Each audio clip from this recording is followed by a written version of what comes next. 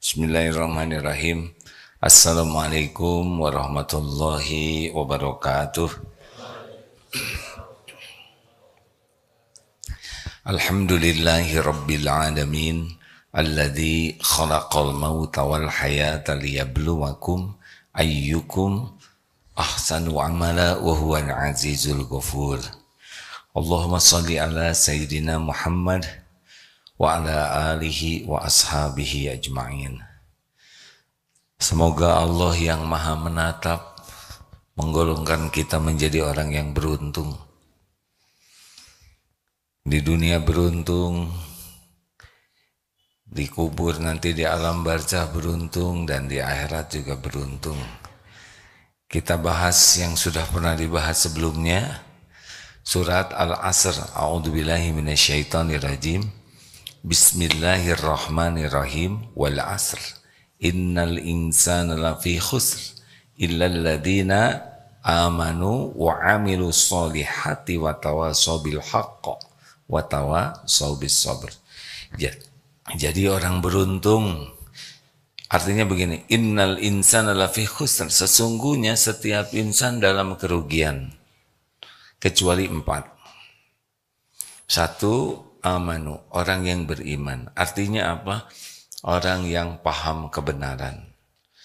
Kalau orang tidak belajar agama, tidak paham kebenaran, tidak kenal Allah, tidak beriman kepada Allah.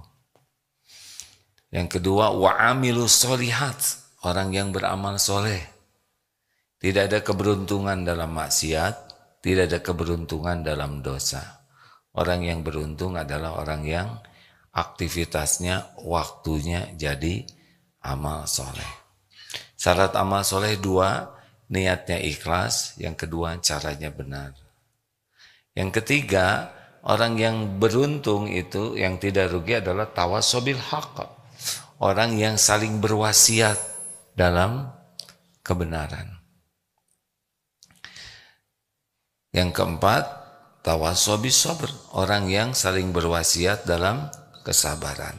Jadi yang ke-1, ke-2 sudah sering dibahas. Yang ketiga ini, bagaimana kita akan menjadi beruntung ketika kita punya keterampilan menerima nasihat dan keterampilan menyampaikan nasihat dengan baik, dengan bijak.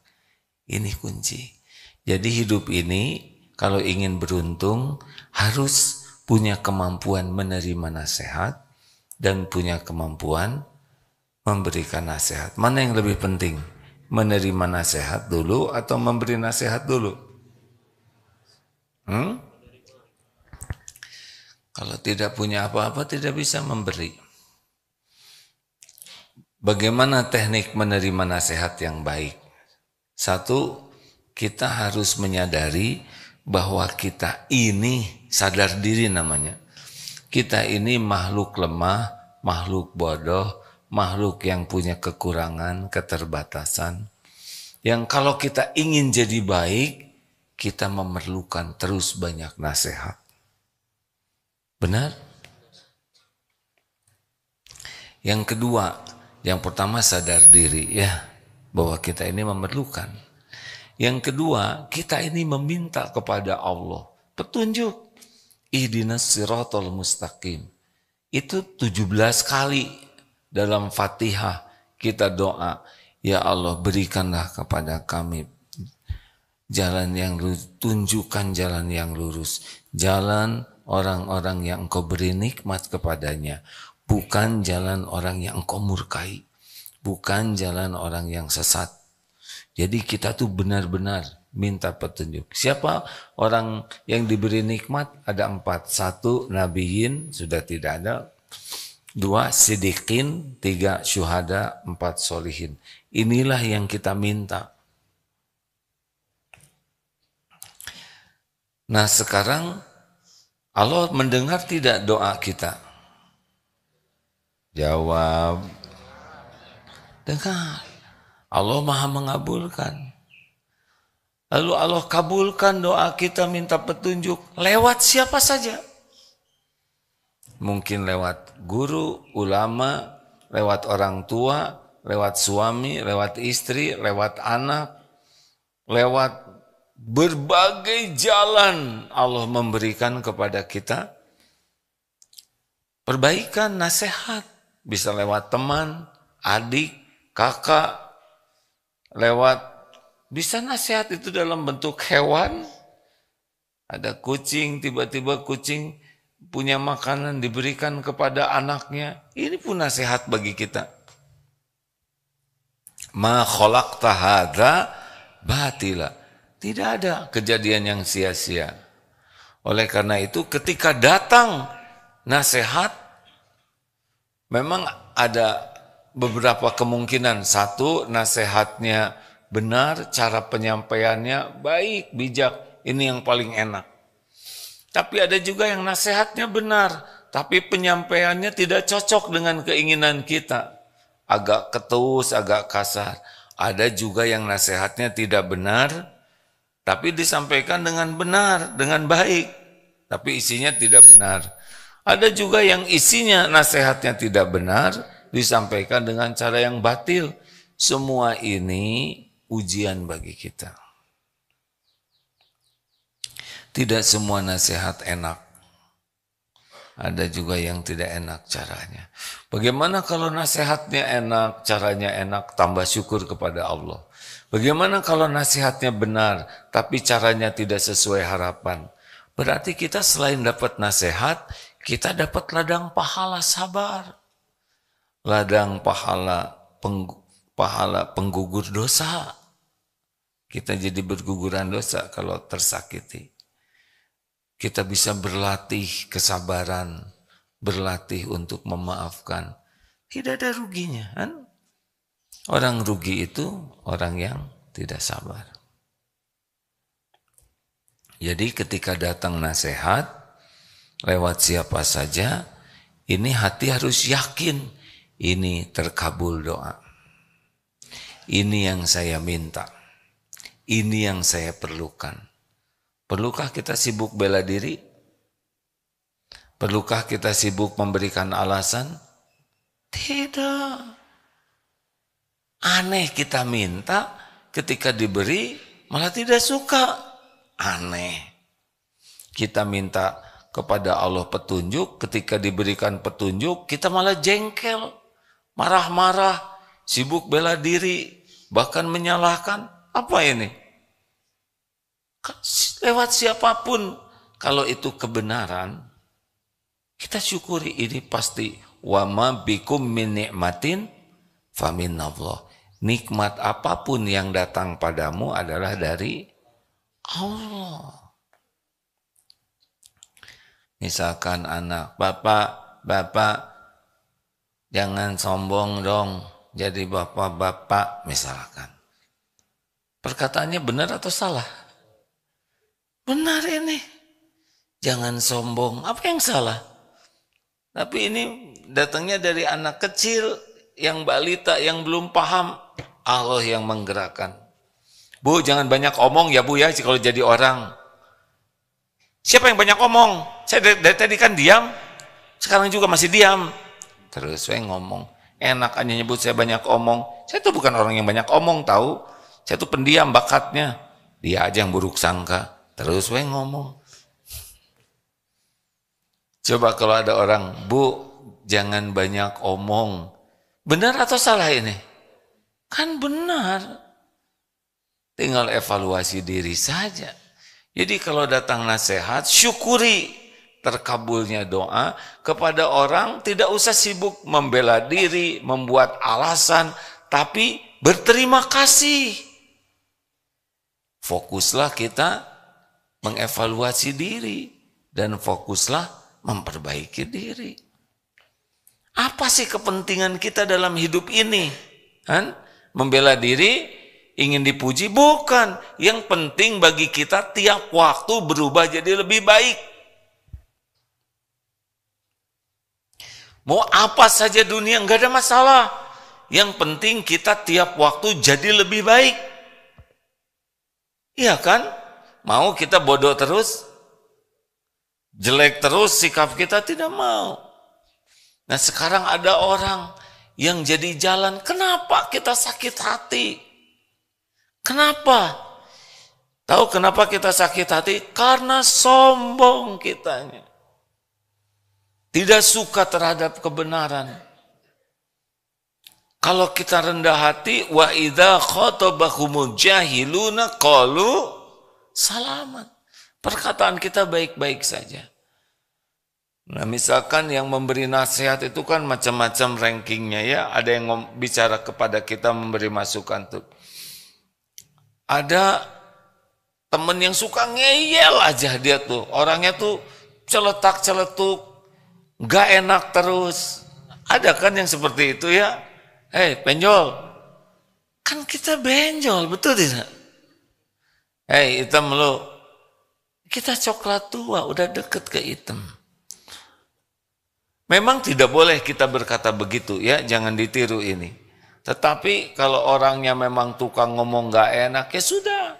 Kita nggak usah sakit hati, ini latihan sabar.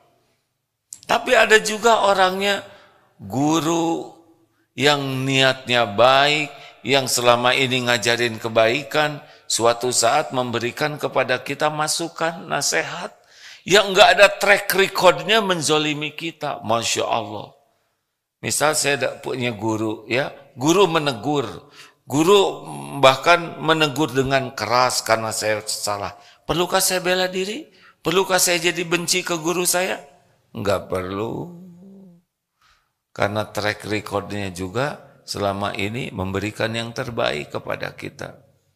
Kalau caranya kurang pas, ya berarti itu ada dosa kita di sana. Stop sibuk membela diri. Stop sibuk sakit hati. Apa perlunya sakit hati kan? Apa perlunya sakit hati? Kita minta nasihat, nasihat diberikan, terus sakit hati. Aneh, benar? Halo? Gak boleh. Gak boleh kita menjadi orang yang tahu sensitif. Mudah sakit hati, mudah tersinggung, mudah jengkel. Kita tidak akan maju. Harusnya menjadi orang yang bersyukur, berterima kasih. Karena kita dibantu menjadi lebih baik. Contoh sederhana ginilah. Maaf ya, saya mohon maaf. Ada upil di sini. Tahu upil? Ada upil, ada unyil. Ini upil yang di sini nih. Kita enggak lihat. Apa yang kita perlukan? Pujian atau pemberitahuan tentang upilisme ini? Kan yang kita perlukan informasi tentang diri kita, benar? Kan kita, betapa indahnya wajahmu, bercahaya, hidungmu mancung, cemerlang. Gak ada gunanya, upil yang pentingnya kan. Mau kayak apapun kalau di sini ada kan terganggu, benar tidak? Nah yang ngasih tahu upil itu kan macam-macam. Upil.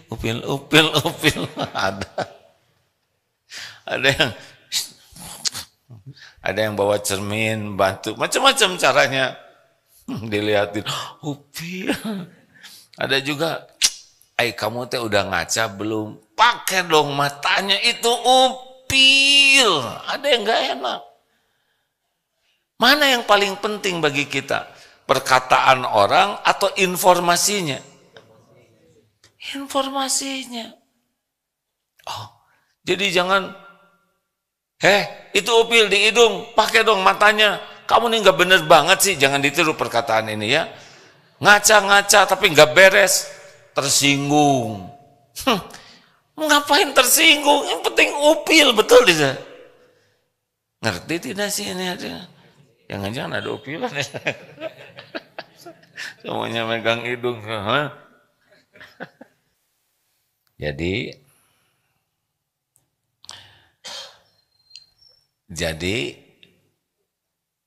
kalau ada yang memberi masukan seperti apapun, lihat intinya, ya. Apa sih inti informasi ini? Nah, biasanya kita sakit hati itu karena kesombongan kita. Kita merasa udah bagus, udah benar, udah hebat, udah berjuang, udah terus lebih sibuk kepada kata-kata yang tidak cocoknya, bukan kepada intinya. Saya nggak enak dia nyebut saya ngacanya nggak benar. Bukan masalah itu, intinya kan info tentang si dia, ya kan? Nah, orang-orang yang kurang serius itu malah sering sakit hati. Lihat esensinya apa. Misal nih ya, kita sholat, atau saya lah ngimamin tadi. Terus ada yang salah. Mungkin ada yang ngoreksinya baik-baik ya, tapi ada juga boleh jadi orang salah. Yang benar tuh kamu sholatnya, tadi bacanya salah. Gak kayak gitu tuh, belajar lagi sana. Misal ya, kalau santri ada yang negurnya keras ya, sakit hati, pundung, keluar dari pesantren.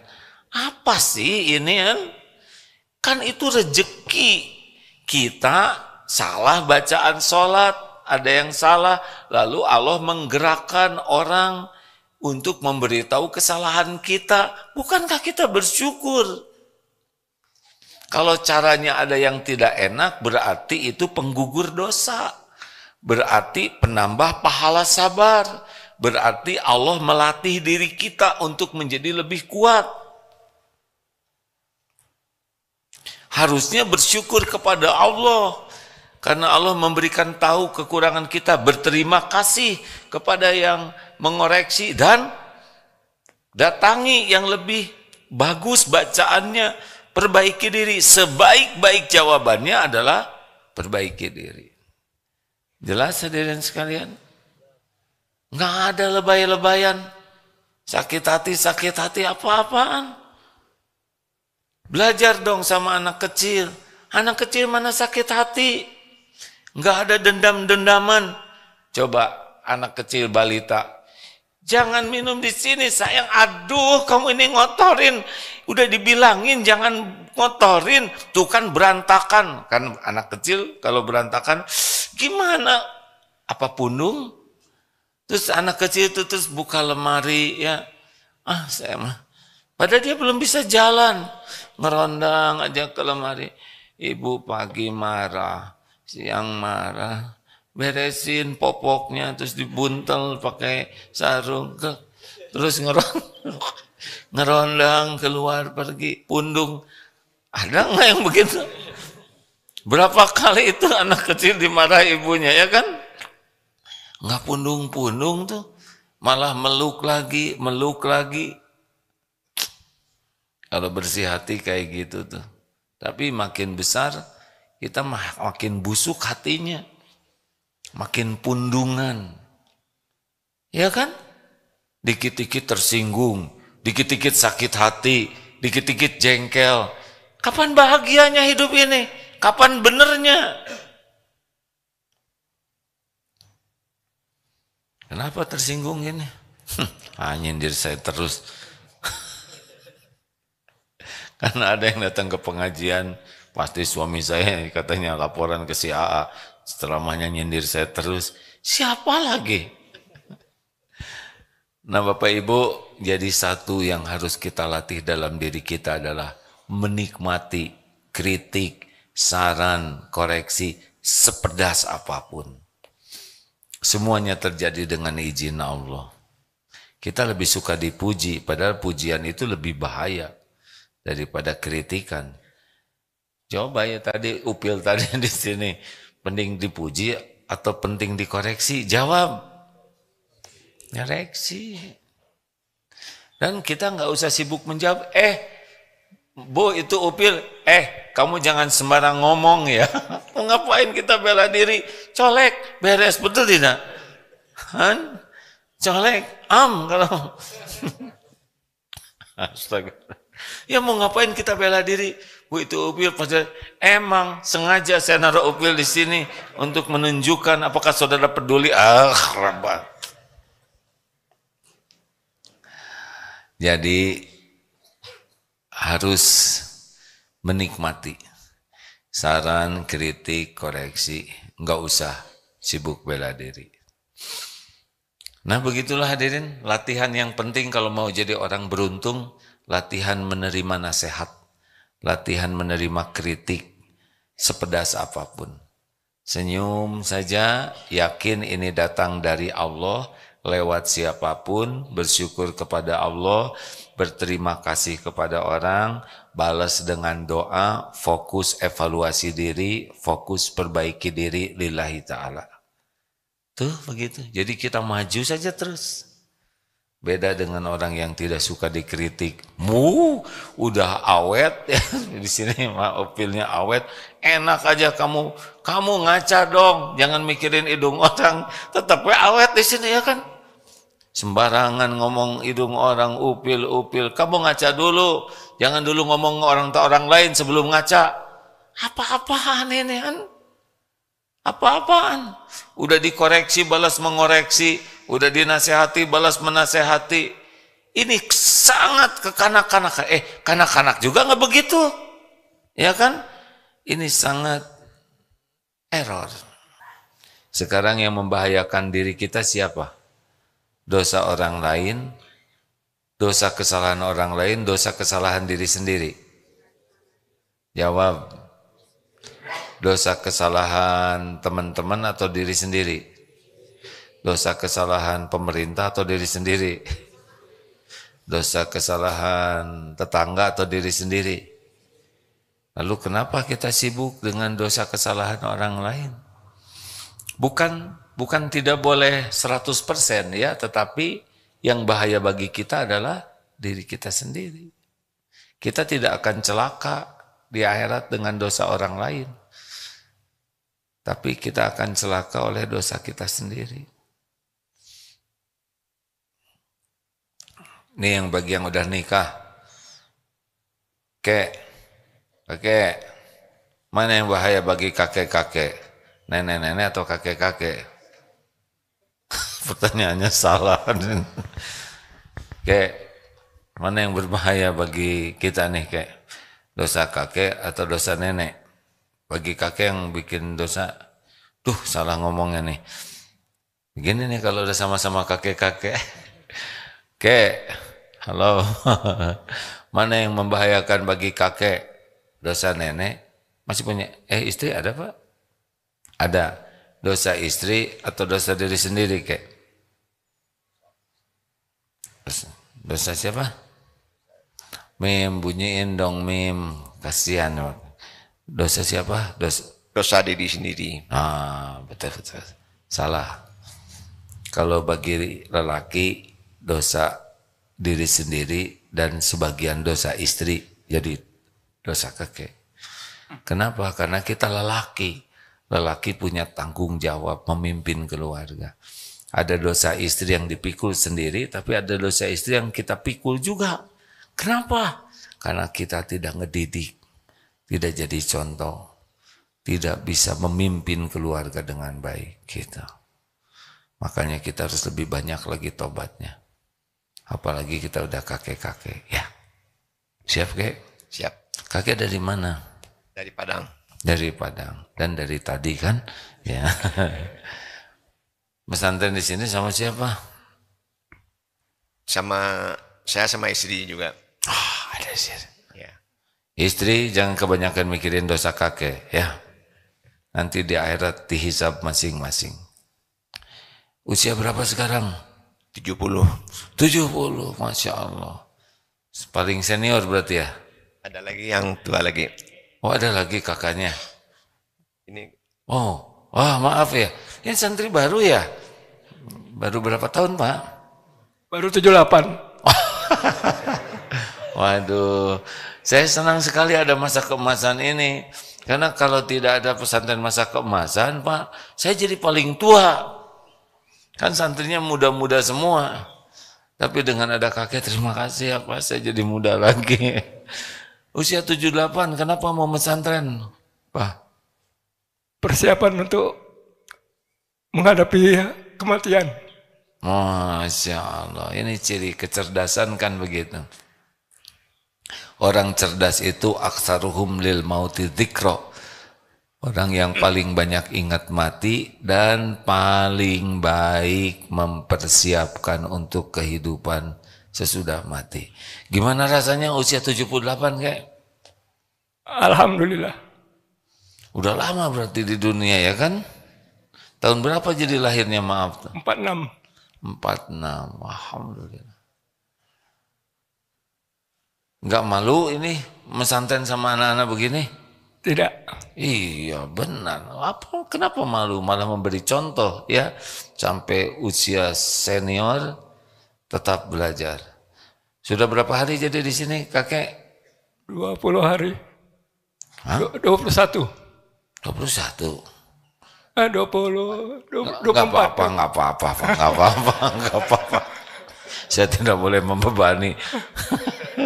Enggak apa-apa, berapa aja lah yang paling penting sehat ya. Alhamdulillah. Senang tidak di sini? Alhamdulillah senang. Apa yang didapat selama pesantren di sini? Banyak ilmu. Banyak ilmu. Banyak kawan kan itu santri satu udah pada datang. Apalagi paling berkesan selama pesantren di sini kayak nggak apa-apa nih malam-malam dibangunin tahajud begitu. Alhamdulillah sudah biasa bangun. Oh udah biasa. Memang ahlinya ya. Terima kasih. Sama siapa di sini? Sendirian. Sendirian. Saya tidak tega mau nanya istri di mana ya. Sudah meninggal. Sudah meninggal. Makanya nggak saya tanya ya maaf ya kek. Terima kasih. Alhamdulillah. Jadi berapa orang ini? Alhamdulillah. Tuh begitu rekan-rekan sekalian.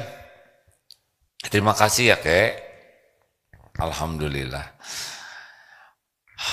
Nikmati sekarang kritik, saran, koreksi sebagai terkabulnya doa. Dan jawabannya adalah PDLT. Perbaiki diri dan lakukan yang terbaik. Baik, pertanyaan silakan. Ya. Bismillahirrahmanirrahim. Jazakallah khairan khasiran Ustaz Agim. Adek, program apa? Tahfizul Quran. Tahfizul Quran. Baru ya? Baru. Alhamdulillah. Ya. Nah, mudah-mudahan AA dan keluarga seluruh umat muslim dilindungi oleh Allah Subhanahu wa taala. Amin ya rabbal alamin ya Allah. Alhamdulillah. Pertanyaannya Ustaz Agim terkait tadi AA menyampaikan bahwa nasihat ada yang baik dan ada yang buruk, dan mungkin itu bisa datang secara bersamaan dari satu orang yang sama seperti itu. Lantas bagaimana sikap kita yang harus kita terima, tidak membela diri, tapi kapan juga kita harus membela diri untuk kebenaran seperti itu? Oh iya. Mungkin tadi terlewat ya. Boleh jadi salah kita dinasehati tapi dengan sesuatu yang tidak kita lakukan.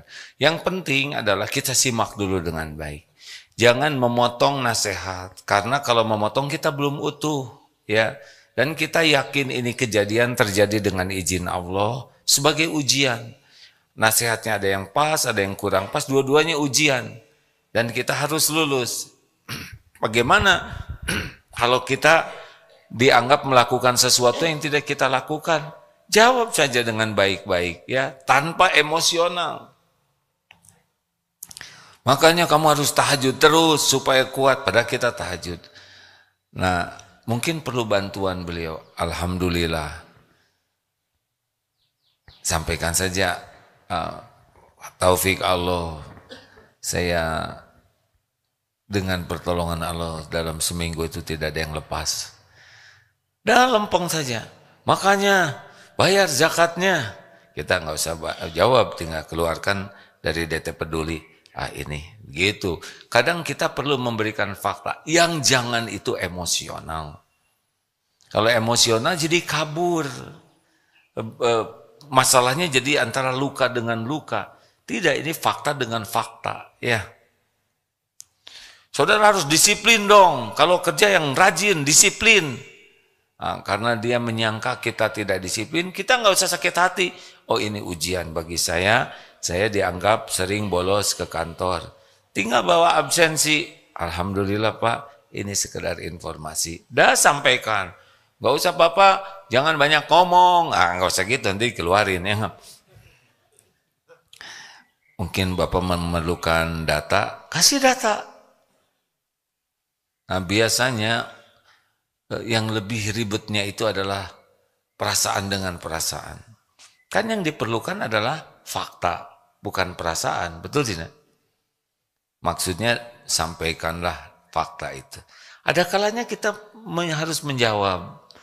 Tetapi esensinya apa gitu? Kalau menjawab juga hanya, dan kita menjawab ke orang yang tidak mau kalah, percuma, betul tidak?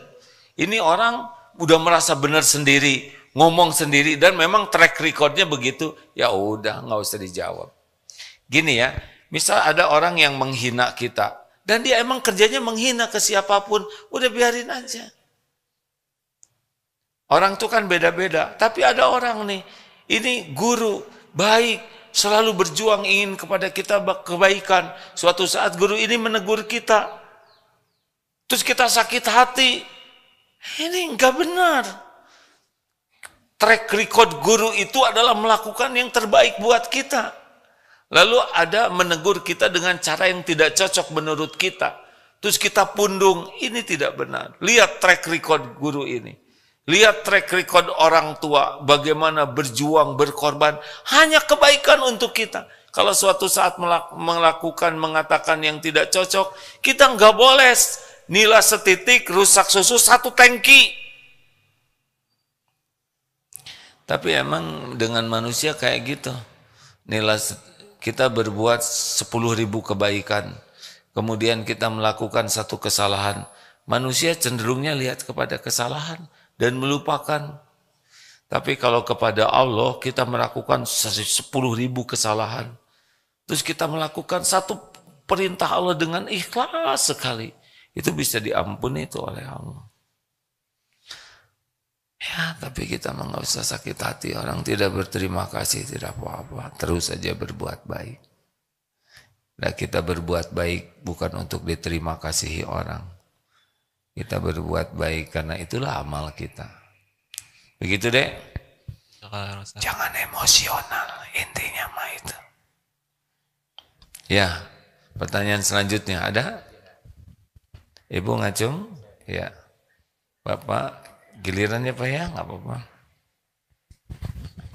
Bismillahirrahmanirrahim. Assalamualaikum warahmatullahi wabarakatuh, Pak. Waalaikumsalam warahmatullahi wabarakatuh. Dari yang diterangkan AA, Ibu teh siapa? oh dari saya mana? teh, saya Susan Ustadz dari Jogja. Bismillah. Dalam rangka apa? Dalam rangka mau ikut kajian AA hari ini sama mau insya Allah kami berempat mau lihat program keemasan insya Allah.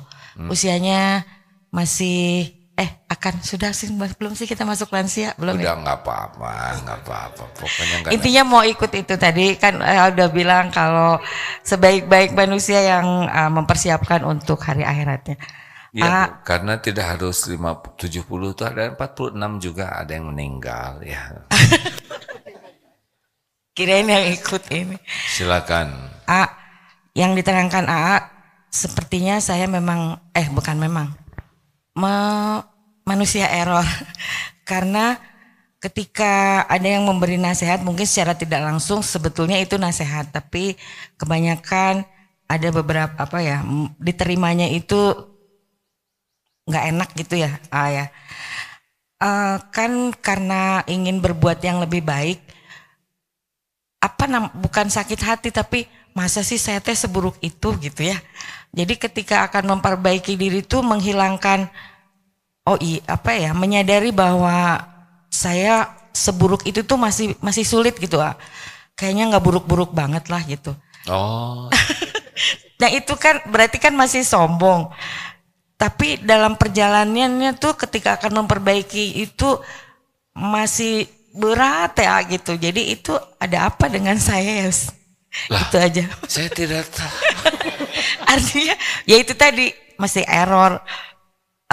Tapi itu tuh lama gitu baru menyadari, oh baiklah kalau seperti itu saya akan menjadi lebih baik. Tapi proses menjadi itu tuh nggak pernah bisa cepet gitu. Harus mikir. Jadi sakit hati heula baru aja mau berbaiki. Pengennya teh seperti nasihat langsung gitu. Oh iya perbaiki gitu. Nah, tapi belum.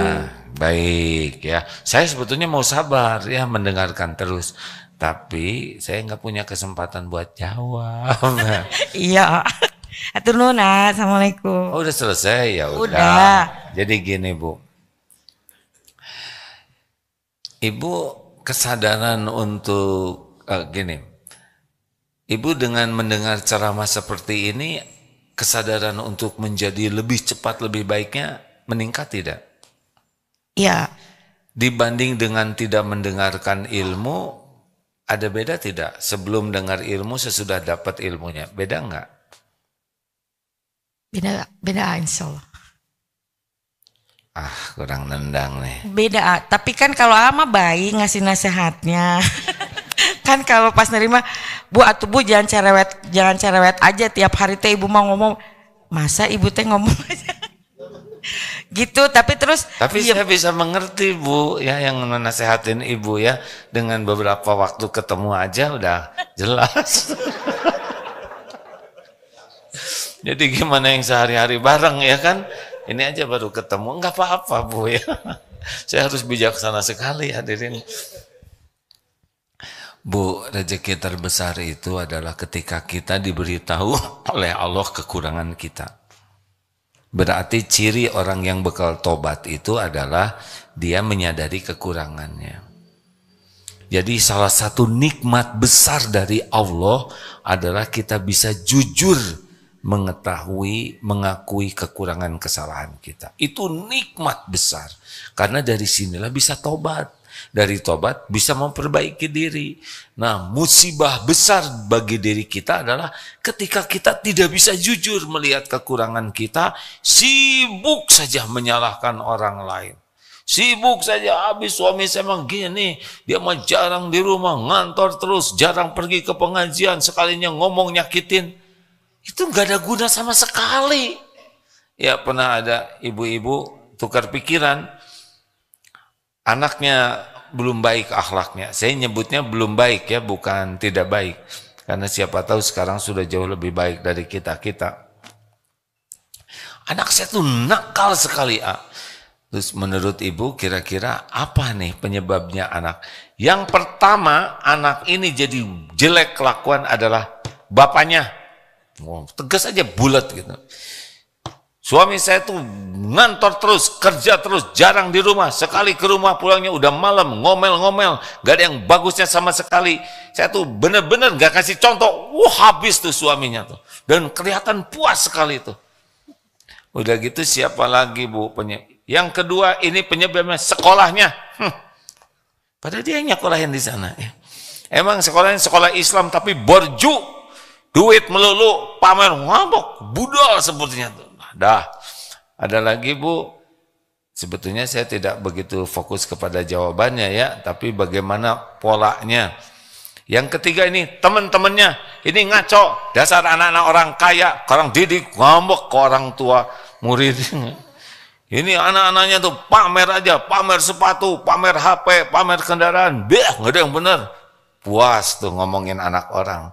Ada lagi Bu, teknologi sekarang ini zaman error, zaman ngaco, ngambek ke teknologi. Gara-gara HP anak saya jadi kaget terus ngambek. Udah jelas kalau gitu. Kira-kira masalahnya apa Bu? Masalahnya apa kira-kira? Dirinya sendiri. Ya ibu itu.